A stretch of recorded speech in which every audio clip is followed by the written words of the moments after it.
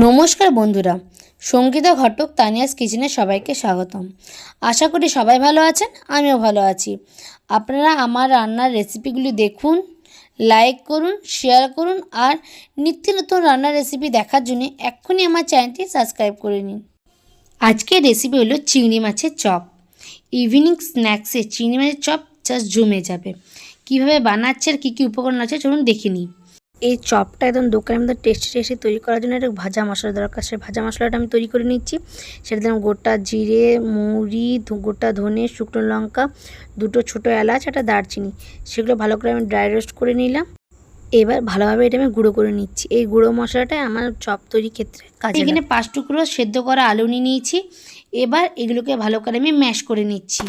আলুগুলো আমার ভালোভাবে ম্যাশ করা হয়ে গেছে। এরপর যা যা উপকরণ লাগছে, এখানে আমি চিংড়ি মাছ নিয়ে নিয়েছি। চিংড়ি মাছগুলো ভালো করে হলুদ দিয়ে জল দিয়ে আমি পরিষ্কার করে নিয়েছি। হলুদ দিয়ে মাছগুলো ধুলে মাছের মধ্যে যে আঁশটে গন্ধ সেটা অনেকটাই কমে যায়। এবার রান্নার মধ্যে যা যা আমার গুঁড়ো মশলা আছে সেগুলো হলো জিরে গুঁড়ো, ধনে গুঁড়ো, কাশ্মীরি লঙ্কা গুঁড়ো, গরম মশলা গুঁড়ো, নুন, পরিমাণ মতো চিনি, হলুদ। আর লাগছে আলু সেদ্ধ, পেঁয়াজ কুচি, ধনেপাতা কুচি, আদা কুচি, কাঁচা লঙ্কা কুচি, রসুন কুচি, লাগছে ব্রেড ক্রাম্বস আর লাগছে ডিম দুটো। এবার চপের মশলা তৈরি করার জন্য আমি চাপিয়ে দিচ্ছি কড়াইয়ের মধ্যে দিয়ে দিলাম আমি সর্ষের তেল। আমার তেল এবার ভালোভাবে গরম হয়ে গেছে। এবার দিয়ে দিচ্ছি আমি চিংড়ি মাছগুলো। এবার চিংড়ি মাছগুলো লাল করে আমি ভেজে নিচ্ছি।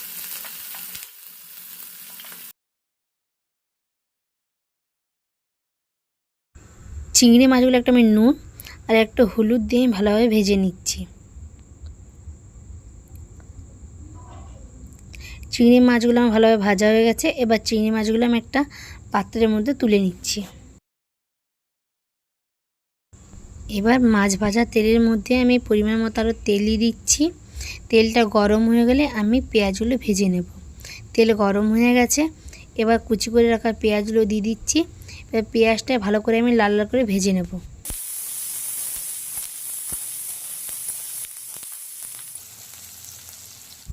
আমার পেঁয়াজগুলো ভালোভাবে লাল লাল করে ভাজা হয়ে গেছে।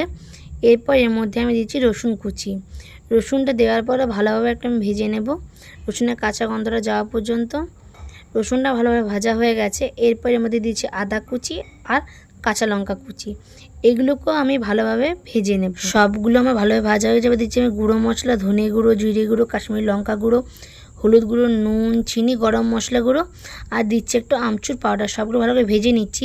যেহেতু এলে গুঁড়ো মশলা যাতে পুড়ে না যায় তাই একটু জল দিয়ে মশলাটাকে ভালোভাবে আমি কষিয়ে নিচ্ছি। আমার মশলাটা ভালোভাবে কষানো হয়ে গেছে। এরপর আমি সেদ্ধ করে রাখা যে আলুটা ম্যাশ করে রেখেছিলাম সেই আলুটা দিয়ে দিলাম। এবার মশলার সাথে আলুটা ভালো করে আমি মিশিয়ে নিচ্ছি। আমার মশলার সাথে আলুটা ভালো করে মিক্স করা হয়ে গেছে। এবার যে চিংড়ি মাছগুলো ভেজে রেখেছিলাম সেগুলো উপর থেকে একটু ছড়িয়ে দিলাম। এরপর দিয়ে দিচ্ছি আমি ধনেপাতা কুচি। আর এবার দেবো যে ভাজা মশলা তৈরি করলাম, যেটার কারণে দোকানের মতন টেস্টি চপটা তৈরি হবে, সে গুঁড়ো মশলাটা দিয়ে দিলাম। এবার ভালো করে সবগুলো মিক্স করা হয়ে গেছে। এবার এটা আমি একটু ঠান্ডা করে নিচ্ছি। আমার আলুটা ঠান্ডা হয়ে গেছে। এখানে আমি দুটো ডিম নিয়েছি, সেটা ভালো করে আমি ফেটিয়ে নিচ্ছি। এরপর আমি হাতে তেল লাগিয়ে নিয়েছি। এখানে আমি নিয়ে নিচ্ছি একটু আলু, সেটা ভালো করে চপের আকৃতি করে দিলাম। তারপর এটাকে আমি ফার্স্টে এবারে ডিমের মধ্যে দিয়ে দিলাম। এরপর আমি দিলাম ব্রেড ক্রাম্বসের মধ্যে। এবার ব্রেড ক্রাম্বসে ভালো করে এটাকে কোট করে নেব। ভালো করে কোট করা হয়ে গেলে এটাকে আবার আমি ডিমের মধ্যে দেবো। আপনারা চাইলে এই প্রসেসটা একবারও করতে পারেন, কিন্তু আমি এটা দুবার করছি। কারণ হলো এটা পারফেক্ট দোকানের মধ্যে মুচমুচে তৈরি হয়, তাই আমি দুবার তৈরি করি। আপনারা চাইলে এটা একবারও করতে পারেন। দেখুন আমার একটা চপ তৈরি হয়ে গেল। এরকম একই পদ্ধতিতে আমি বাকি চপগুলো তৈরি করে নেব।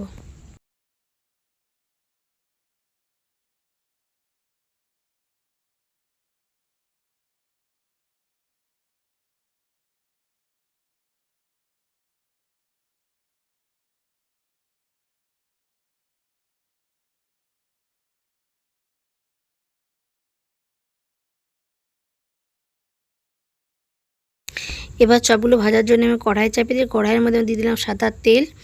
আমার তেল একদম গরম হয়ে গেছে। এবার আঁচটাকে আমি লো টু মিডিয়ামে আঁচে করে সব চপগুলোকে লাল লাল করে ভেজে নেব।